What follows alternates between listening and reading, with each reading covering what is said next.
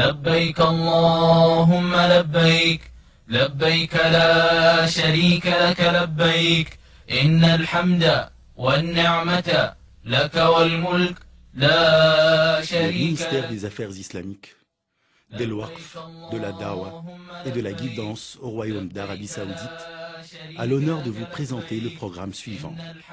Rite du Hajj, pas à pas. لبيك اللهم لبيك لبيك لا شريك لك لبيك إن الحمد والنعمة لك والملك لا شريك لك. وإذ بوأنا لإبراهيم مكان البيت ألا تشرك بي شيئا وطهر بيتي للطائفين والقائمين والركع السجود وأذن في الناس بالحج يأتوك رجالا وعلى كل ضامر يأتين من كل فج عميق. La Mecque, cette ville honorée, abrite la Kaaba, qualifiée dans le Saint-Coran de maison antique. C'est là que les cœurs des musulmans de par le monde cherchent refuge. C'est vers elle que s'orientent les fronts et les cœurs en toute humilité et soumission vis-à-vis d'Allah, 5 fois par jour. C'est vers elle que vient le musulman de tout chemin éloigné afin d'accomplir leur rite. C'est autour d'elle qu'ils font le tawaf depuis le jour où Ibrahim, paix sur lui, l'a bâti par obéissance à l'ordre de son Seigneur. Ainsi les musulmans se plient à leur tour à l'ordre d'Allah de faire le pèlerinage à cette maison, laquelle fut la première à être édifiée pour que les gens y adorent Allah, à la lumière d'une guidance et d'une foi dépouillée de toute fausse croyance et de toute conception erronée. إن أول بيت وضع للناس للذي ببكة مباركا وهدى للعالمين فيه آيات بينات مقام إبراهيم ومن دخله كان آمنا ولله على الناس حج البيت من استطاع إليه سبيلا ومن كفر فإن الله غني عن العالمين. Lorsqu'Allah, exalté soit-il, voulut que la lumière de l'islam voie le jour, il envoya le dernier de ses prophètes, Mohammed, paix et bénédiction sur lui, avec la religion de vérité, et ce afin de la faire triompher sur toute autre religion, de montrer aux gens l'ignorance et l'égarement auxquels ils avaient succombé, et de leur élucider la vérité du culte d'Allah, en raison de laquelle il créa aussi bien les humains que les djinns. Il fut dûment constaté que le prophète, paix et bénédiction sur lui, dit « L'islam est bâti sur 5 piliers.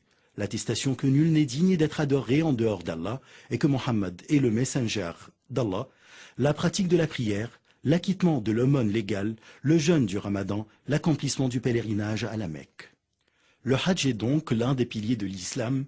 Un musulman qui a les moyens d'accomplir le Hajj n'aura la foi parachevée que s'il l'accomplit. Le Hajj est le 5e pilier de l'islam. Il est obligatoire pour tout musulman pubère, sain d'esprit et libre, une seule fois au cours de sa vie, à condition qu'il soit capable de l'accomplir aussi bien au niveau financier que sanitaire. En effet, des millions de pèlerins affluent vers les terres saintes afin d'accomplir ces rites, ayant foi en l'éminence du statut de cette obligation religieuse et en l'importance de fournir des meilleurs services à quiconque vient s'acquitter de cette obligation.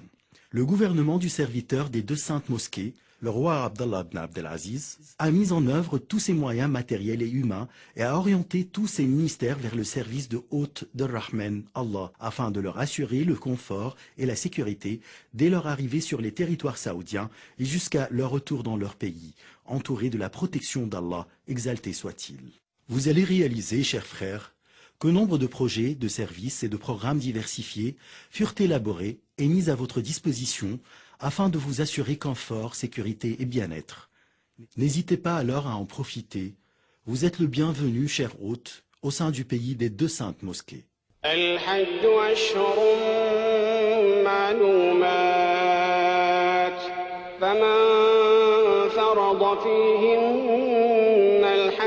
فلا رفث ولا فسوق ولا جدال في الحج الحج وما تفعلوا من خير يعلمه الله وتزودوا فإن خير الزاد التقوى واتقون يا أولي الألباب.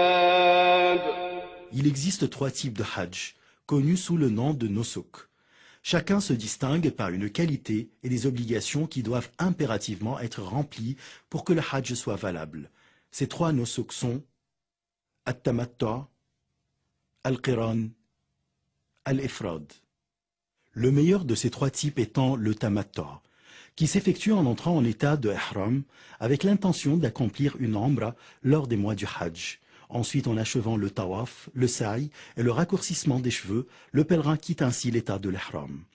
Or, le 8e jour du mois de Dhul Hijjah, il entame encore une fois l'ihram dans l'intention du hajj cette fois, à partir du lieu où il se trouve à ce moment-là.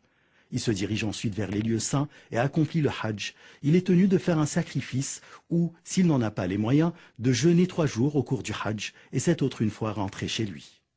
Quant au hajj du type qiran, il consiste à entamer le ihram en combinant les 2 intentions du hajj et de la umra ensemble, en se disant « Labbaika umratan wa hajjan ».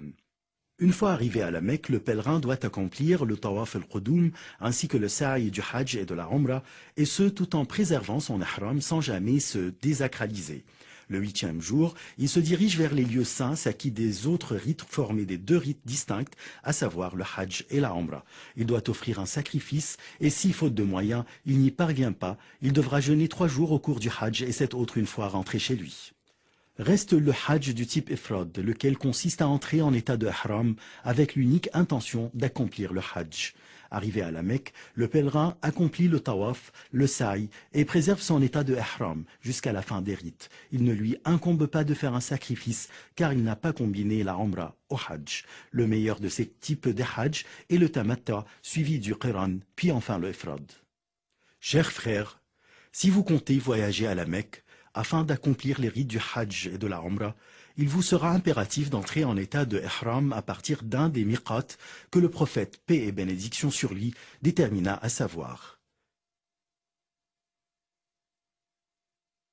Dhul Hulayfa, le miqat des habitants de Médine connu aussi sous le nom de Abyar Ali. Al-Juhfa, le miqat des habitants du Sham, il est situé à proximité de la ville Rabigh. En effet, les gens entament aujourd'hui leur ihram à Rabigh. Qarn al-Manazil, il est situé à Najd et aussi sous le nom de As-Sayl al-Kabir. Yalamlam, le miqat des habitants du Yémen, sachant qu'ils entrent en état d'ihram à partir des Saadiyya. Dat Irq, le miqat des habitants de l'Irak. Quant aux habitants de la Mecque, ils entament leur ihram pour le hajj à la Mecque même. Ceci dit, il incombe à quiconque passant par ces miqat dans l'intention d'accomplir le hajj ou la umra d'entamer l'ihram à partir du miqat correspondant à sa provenance. Or, celui qui dépasse intentionnellement son miqat sans entrer en état d'ihram doit impérativement y retourner et entamer son ihram. Sinon, il est tenu d'expier sa faute en sacrifiant une brebis à la Mecque et en distribuant sa chair aux pauvres.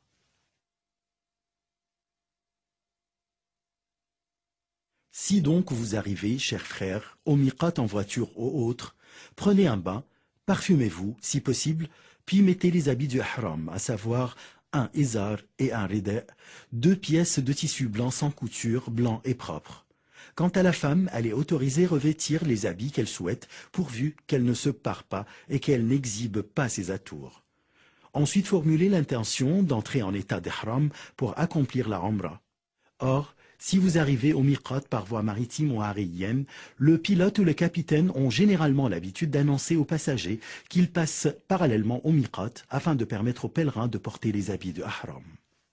D'ailleurs, il n'y a aucun inconvénient à ce que le pèlerin quitte sa maison vêtu des habits du ihram.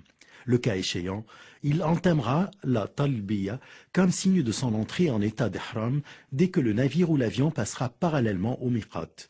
Notons que la talbiya se fait à haute voix par les hommes et non les femmes.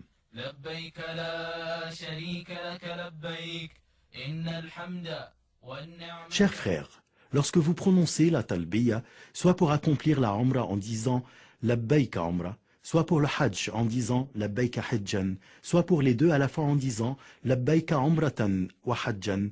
Vous avez ainsi entamé les rites et il vous est désormais prohibé de commettre toute action interdite lors de l'ihram.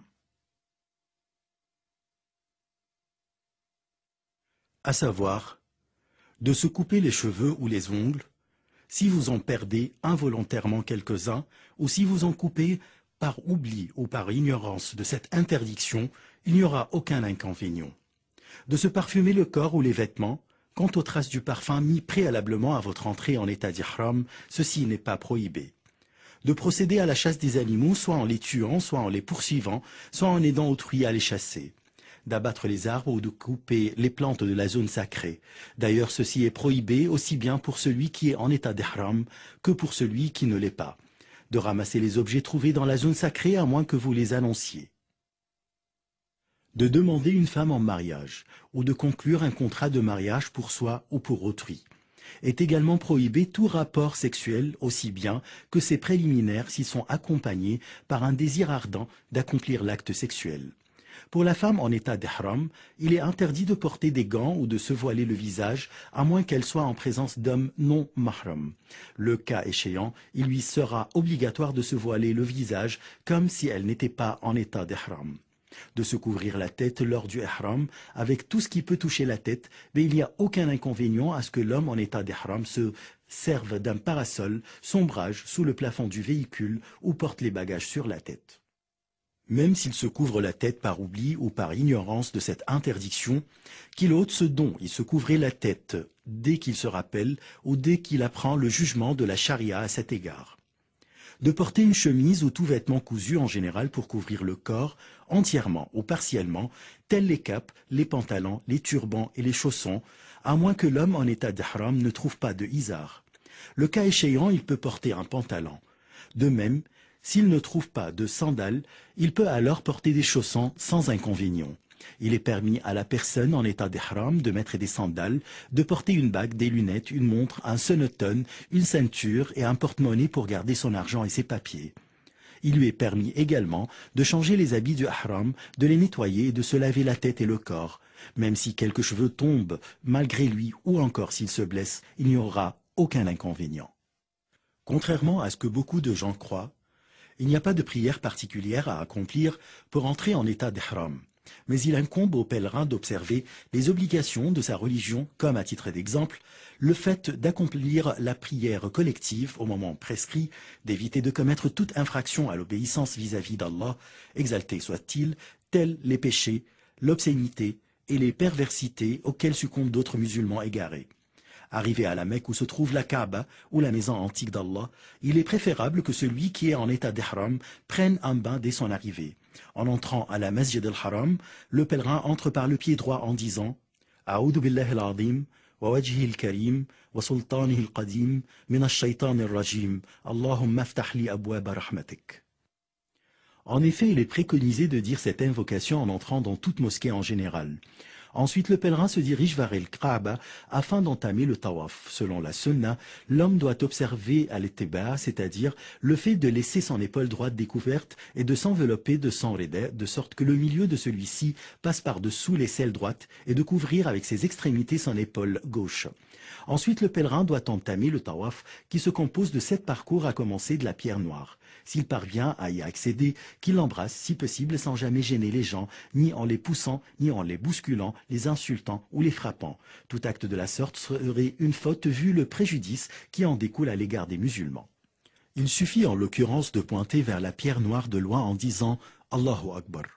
Ensuite, le pèlerin commence son tawaf en évoquant Allah, exalté soit-il, en implorant son pardon, en faisant les invocations qu'il désire ou en récitant le Coran, et ce sans jamais élever sa voix en faisant des invocations particulières, à l'exemple de certains, car ceci brouille les autres pèlerins. Une fois arrivé, cher pèlerin, au coin yéménite, touchez-le de votre main si possible, mais ne l'embrassez pas, et ne vous frottez pas non plus contre lui, comme ceux qui, en le faisant, contreviennent à la sunna du prophète, paix et bénédiction sur lui. Si vous ne parvenez pas à toucher le coin yéménite, poursuivez votre parcours sans pointer vers lui, ni prononcer le tekbir. Notons également que selon la sunna, il est préférable que le pèlerin dise, lorsqu'il se trouve entre le coin yéménite et la pierre noire, « Rabbana atina fid dunya hasana wa fil akhirati hasana wa qina adhab an-nar » Le pèlerin achève ainsi son tawaf de cette même manière jusqu'à ce qu'il termine 7 parcours, commençant par la pierre noire avec chaque parcours et finissant par le retour à ce même point de départ. Selon la sunna, le pèlerin doit observer ar-ramal, c'est-à-dire le fait de marcher à pas rapides et rapprochés, et ce seulement lors des 3 premiers parcours de tawaf al-qudum. Cependant, il existe des erreurs que certains pèlerins commettent lors de leur tawaf autour de leur Kaaba, comme à titre d'exemple, le fait d'entrer dans le hijr d'Ismaïl lors du tawaf en croyant qu'il en fait partie. En effet, le tawaf à l'intérieur du hijr l'annule car ceci réduit le tawaf prescrit, étant donné que, le cas échéant, le pèlerin aurait limité son parcours à une partie de la Kaaba.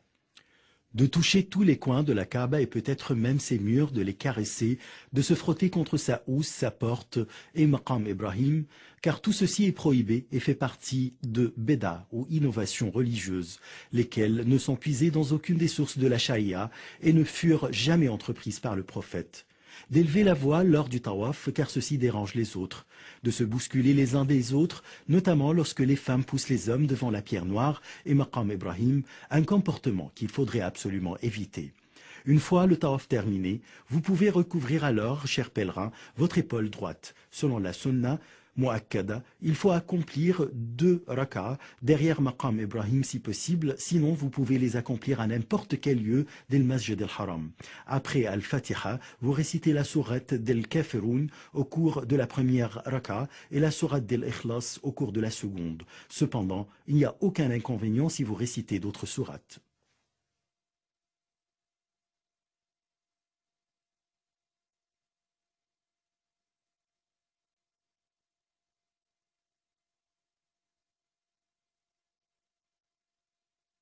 Ensuite, vous vous dirigez vers le monticule As-Safa pour accomplir le sa'i qui se compose de 7 parcours. Lorsque vous vous approchez de Al-Safa, commencez par ce que Allah indique comme début dans le verset et récitez « Inna as-Safa wal-Marwa min sha'air Allah, faman hajja al-bayta aw i'tamar, fala junaha alayhi an yattawafa bihima, wa man tatawwa'a khayra, fa inna Allaha shakirun alim » Escaladez ensuite le monticule Safa en faisant face à la Kaaba, puis répétez à 3 reprises Alhamdulillah, ensuite Allahu Akbar 3 fois tout en levant les mains pour invoquer Allah. Vous répétez ensuite à 3 reprises La ilaha illallah wahdahu la sharika lah, lahul mulk wa lahul hamd wa huwa ala kulli shay'in qadir. La ilaha illallah wahdah anjaza wa'dah wa nasara abdah wa hazama al-ahzaba wahdah. Et il n'y aura aucun inconvénient si vous répétez ce zikr moins que 3 fois. Notons qu'il ne faut lever les mains qu'en faisant les invocations et qu'il ne faut pas pointer avec les mains lors du takbir. Ceci est en effet une des erreurs communes chez nombre de pèlerins. Ensuite, le pèlerin descend de Safa et se dirige vers le monticule d'El Marwa en marchant. Il se met à faire des invocations pour lui-même, pour sa famille, pour l'ensemble des musulmans, et ce jusqu'à ce qu'il arrive au signal vert, à partir duquel il commence à marcher plus vite. Notant que cette accélération s'applique uniquement aux hommes et non aux femmes. Une fois arrivé au second signal vert, il reprend la marche à la vitesse habituelle jusqu'à ce qu'il arrive à El Marwa. Là, il s'oriente vers la Kaaba et répète le dhikr qu'il avait récité en escaladant As-Safa, suivi des invocations qu'il veut. Ensuite, il descend d'El Marwa, marche jusqu'au signal vert à partir duquel il commence à accélérer le pas en parcourant la distance entre ce signal et le second. Ensuite, il reprend sa vitesse normale jusqu'à ce qu'il escalade Safa et ainsi de suite. Au bout de 7 parcours conformément à cette manière, le sa'i sera ainsi achevé, sachant que l'allée de Safa vers El Marwa est comptée comme un seul parcours et le retour d'El Marwa vers El Safa est compté comme un autre parcours. Notons qu'il n'y aura pas d'inconvénient si vous commencez votre sa'i en marchant et que, à cause de la fatigue ou de tout autre problème sanitaire éventuel, qu'Allah vous en préserve, vous poursuivez votre sa'i sur un véhicule. Il est autorisé à la femme en période de menstrue ou de lochi d'accomplir le sa'i sans faire le tawaf, étant donné que le lieu du sa'i ne fait pas partir d'El Masjid al-Haram. Notons parmi les erreurs fréquentes lors du sa'i l'accélération des femmes en parcourant la distance entre les 2 signaux verts. Une fois le sa'i achevé, le pèlerin du type tamattu procède au raccourcissement de ses cheveux. Il lui incombe de raccourcir tous ses cheveux, contrairement à la femme qui, elle, raccourcit les siens de la longueur d'une phalangette. Ainsi, le pèlerin du type tamattu aura accompli sa umrah et tout ce qui lui a été interdit durant l'état d'ihram lui deviendra désormais permis. Il est préconisé aux pèlerins de multiplier la talbiya au moment prescrit à cet égard, à savoir depuis l'ihram jusqu'au commencement du tawaf pour la umrah, depuis l'ihram jusqu'au jet de Jamarat al-Aqaba le jour d'Aïd al-Adha. Il dira alors en arabe « Labbaik Allahumma labbaik, labbaik la sharika laka labbaik, innal hamda wa ni'mata laka wal mulk, la sharika lak ». Le 8e jour de Zul Hijja, le jour de Tarwiyah. Ce jour-là, les pèlerins se rendent à Mina en état d'ihram, quel que soit le type de leur pèlerinage, tamattu, qiran ou ifrad, observant ainsi la sunna du messager d'Allah, l'élu, paix et bénédiction sur lui. Il est préférable de se diriger vers Mina avant le temps du zawal, c'est-à-dire avant midi. Les pèlerins y accompliront alors les prières de Zuhr, de l'Asr, de l'Maghrib et de l'Isha et de l'Fajr, et ce en raccourcissant les prières composées de 4 rak'ah sans les combiner ensemble. À cet égard, il n'existe aucune différence entre les habitants de la Mecque et les autres pèlerins. Selon la sunna, le pèlerin passe la nuit à Mina le jour de Tarwiyah. Une fois la prière d'El-Fajr du 9e jour de Zul Hijja accomplie, il faut attendre le lever du soleil puis entamer la marche vers Arafat dans un état de tranquillité et de sérénité, tout en répétant la talbiya et le takbir. Le 9e jour de Zul Hijja, le jour d'Arafat. Ce jour solennel, le jour que le messager d'Allah qualifia du meilleur du jour,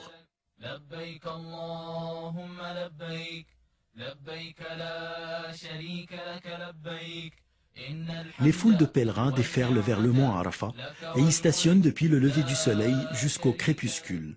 Il est préconisé selon la sunna que le pèlerin fasse station à Namira si possible, sinon qu'il s'assure de stationner dans les limites de Arafat.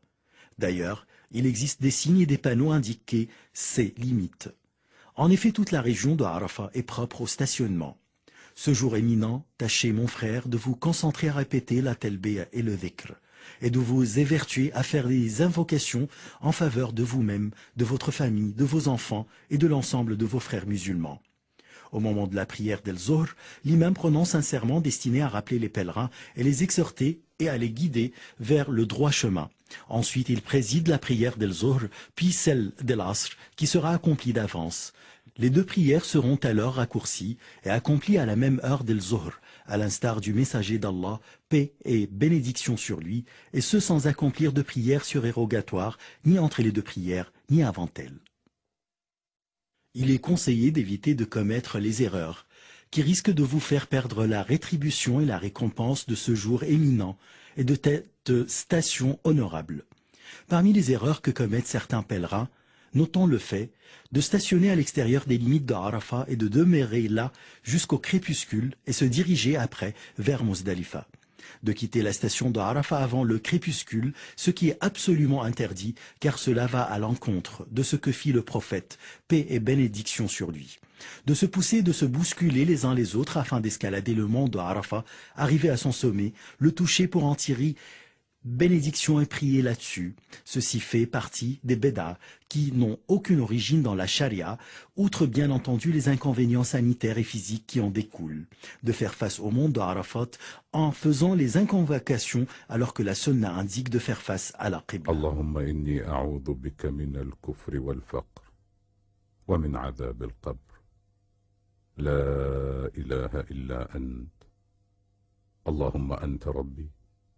لا إله إلا أنت خلقتني وأنا عبدك وأنا على عهدك ووعدك ما استطعت أعوذ بك من شر ما صنعت وأبوء لك بنعمتك علي وأبوء بذنبي فاغفر لي إنه لا يغفر الذنوب إلا أنت ليس عليكم جناح أن تبتغوا فضلا من ربكم فإذا أفضتم من عرفات فاذكروا الله عند المشعر الحرام واذكروه كما هداكم وإن كنتم من قبله لمن الضالين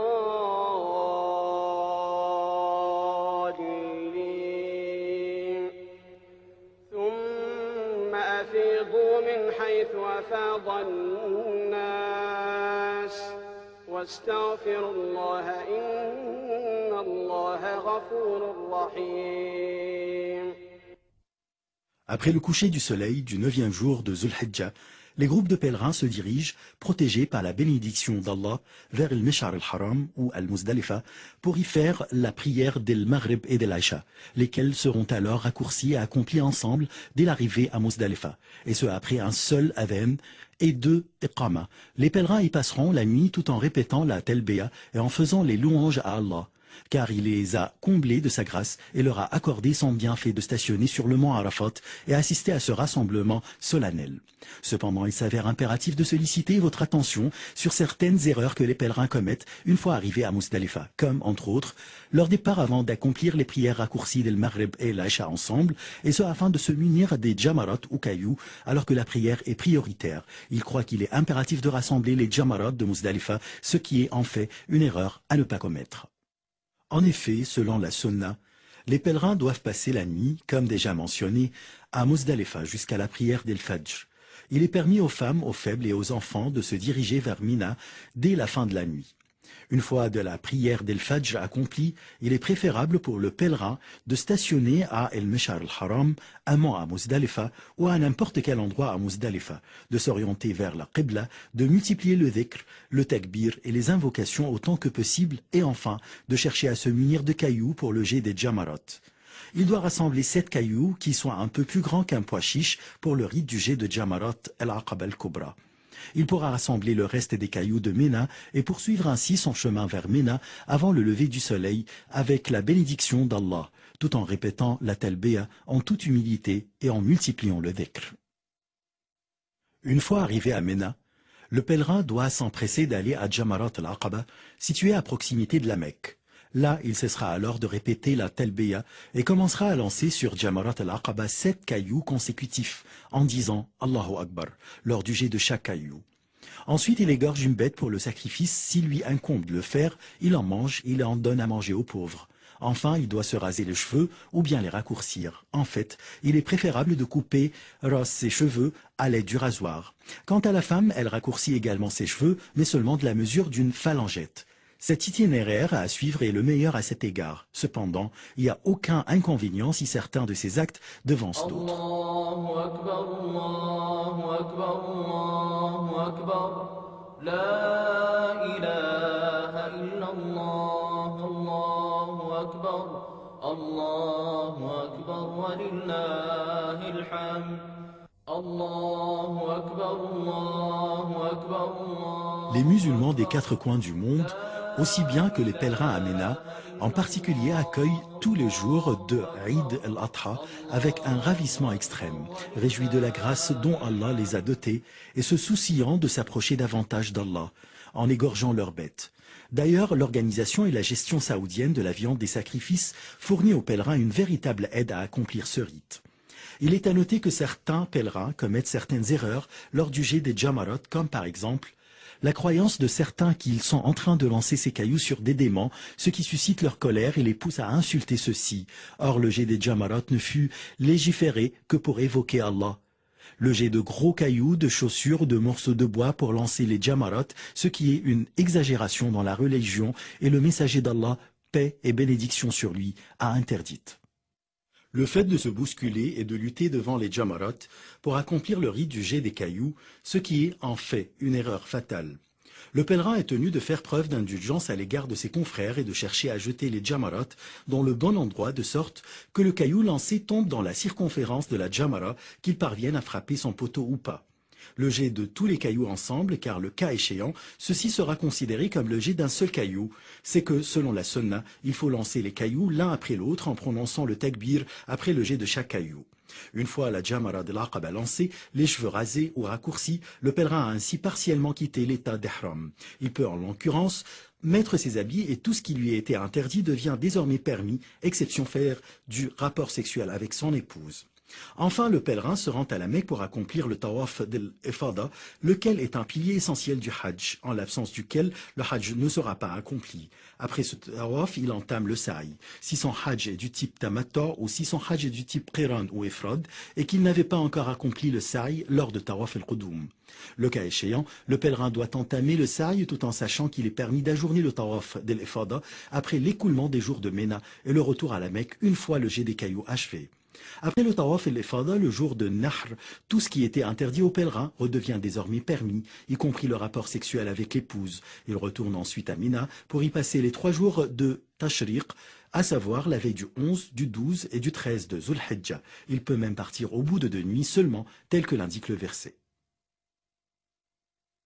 واذكروا الله في أيام معدودات فمن تعجل في يومين فلا إثم عليه ومن تأخر فلا إثم عليه لمن اتقى واتقوا الله واعلموا أنكم إليه تحشرون. Il incombe aux pèlerins de lancer les 3 Jamarat au cours des jours qu'ils passent à Ména, tout en observant le takbir à chaque jet de cailloux. Selon la sunna, il est préconisé aux pèlerins de se tenir debout après le jet de la Jamara Soghra et la Jamara al-Wusta, de faire face à la Qibla, de lever les mains et de faire les invocations qu'ils désirent. Or, ceci ne s'applique pas au jet des cailloux de la Jamara al-Oula ou la Jamara al-Aqaba, suite auquel le pèlerin ne s'arrête pas pour faire des invocations. Quiconque désire partir au bout de 2 jours seulement est alors tenu de jeter les 3 Jamarat le 12 de Zul Hijjah et de quitter Ména avant le coucher du soleil. Si le soleil se couche alors que le pèlerin est encore à Ména, il devra passer la veille du 13 de Zul Hijjah à Ména et achever le jet des Jamarat le lendemain, c'est-à-dire le jour du 13, et ce à moins qu'il se soit déjà préparé à quitter tôt. Le cas échéant, il pourra partir sans passer la nuit à Ména. Avec le retour à la Mecque, encore une fois, pour faire le tawaf autour de la Kaaba, le séjour arrive à sa fin, lorsque les délégations de pèlerins achèvent leur rite en observant tous les piliers, les devoirs et les obligations prescrits à cet égard.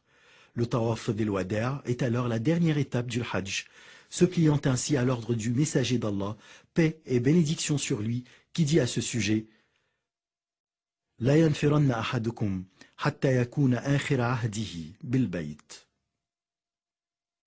Le tawaf el-Wada' est le dernier rite du Hajj que le pèlerin doit observer juste avant de regagner son pays. Personne n'est exempt de ce rite, sauf la femme en période de menstrue ou de lochi.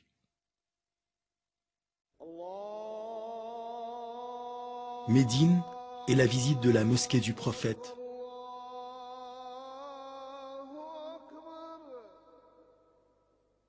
Nous nous rendons à Médine, la ville où le prophète, paix et bénédiction sur lui, immigra et fut enterré pour visiter sa mosquée, laquelle est une des 3 mosquées indiquées dans son hadith où il dit « Ne partez pas en voyage pour visiter des mosquées, à l'exception de ces 3, la mosquée sacrée, ma mosquée que voici et la mosquée d'Al-Aqsa. »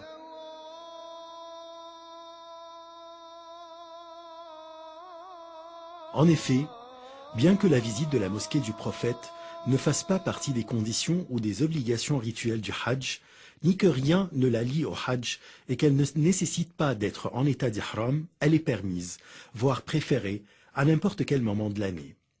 Étant donné qu'Allah a facilité aux pèlerins d'avoir accès au pays abritant les 2 saintes mosquées, il est préconisé, selon la sunna, de visiter Médine afin d'accomplir la prière dans la mosquée du prophète, une prière qui vaut mieux que 1000 prières dans toute autre mosquée, hormis Al-Masjid al-Haram, où la prière vaut mieux que 100 000 prières dans toute autre mosquée.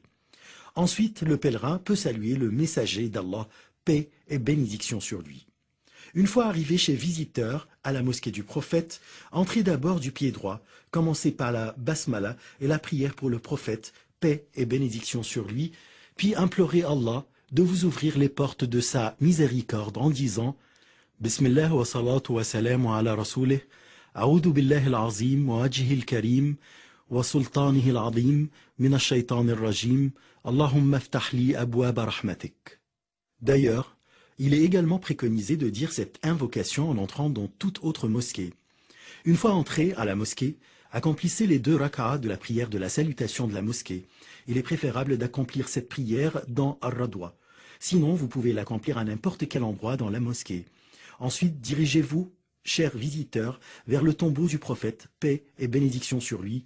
Tenez-vous debout devant lui et commencez par cette salutation en disant avec bienséance et à mi-voix Assalamu alayka ayyuhan nabiyyu wa rahmatullahi wa barakatuh. Allahumma atihi al-wasilata wal-fadila wa ba'athu Allahu al-maqam al-mahmoud alladhi wa'adtah. Allahumma ajzihi an ummatih afdala jaza'. Ensuite, tournez-vous un peu vers la droite pour vous tenir devant le tombeau de Abu Bakr as-Siddiq, saluez-le et implorez Allah de lui accorder sa miséricorde, son pardon et son agrément. Enfin, déplacez-vous un peu plus vers la droite pour vous tenir devant le tombeau de Omar. De même, saluez-le et implorez Allah de lui accorder sa miséricorde, son pardon et son agrément. À ce sujet, rappelons que certains visiteurs de la mosquée du prophète commettent des erreurs jugées en fait comme béda, qui n'ont aucune origine dans la charia, ni furent-elles rapportées par aucun des compagnons, qu'Allah soit satisfait d'eux, notant, à titre d'exemple, parmi ces actes, le fait de se frotter contre la fenêtre de la chambre et les coins de la mosquée et de faire face au tombeau en faisant les invocations, alors que c'est vers la Qibla qu'il faut se diriger lors des invocations. Selon la Sunna, il vous est conseillé de visiter les tombeaux des gens de Al-Baqiya où furent ensevelis nombre de compagnons, entre autres le 3e calife Othman ibn Affan, qu'Allah soit satisfait de lui. Il vous est préconisé également de visiter les tombeaux des martyrs de la bataille Uhud et entre autres celle du maître des martyrs Hamza ibn Abd al-Muttalib. Saluez-les et sollicitez Allah en leur faveur à l'instar du prophète qui a appris à ses compagnons de dire lors de la visite des tombes Assalamu alaykum ahla ad-diyar min al-mu'minina wal-muslimin. وإن شاء الله إنا بكم لاحقون نسأل الله لنا ولكم العافية. Étant donné que vous êtes à Médine, chers visiteurs, il est préférable alors, selon la Sunna, que vous vous purifiez pour visiter la mosquée de Quba, la première mosquée en islam, suivant ainsi le prophète qui incita à faire la prière dans cette mosquée. En effet, il n'existe pas à Médine de mosquée ni de lieu dont la visite est préconisée à part ceci. À quoi bon faire l'effort et supporter le fardeau de se déplacer ici et là pour faire des visites qui ne seront pas récompensées? Finalement, lorsque le pèlerin regagne son pays, il doit se rappeler des rites du Hajj qu'il a accomplis. À chaque fois où il se sent tenté par un péché, qu'il se rappelle de son stationnement à Arafat, de son tawaf autour de la Kaaba, de dhikr Allah, dans les différents lieux sacrés du Hajj. Tout ceci l'aidera à se prémunir contre les péchés. Je prie Allah, le Très-Haut, de nous octroyer tous un Hajj pieusement accompli, d'absoudre nos péchés et d'agréer nos efforts. Chers frères, vous êtes le bienvenu comme hôte au sein du pays des 2 saintes mosquées, le royaume d'Arabie Saoudite. لبيك لا شريك لك لبيك إن الحمد والنعمة لك والملك لا شريك لك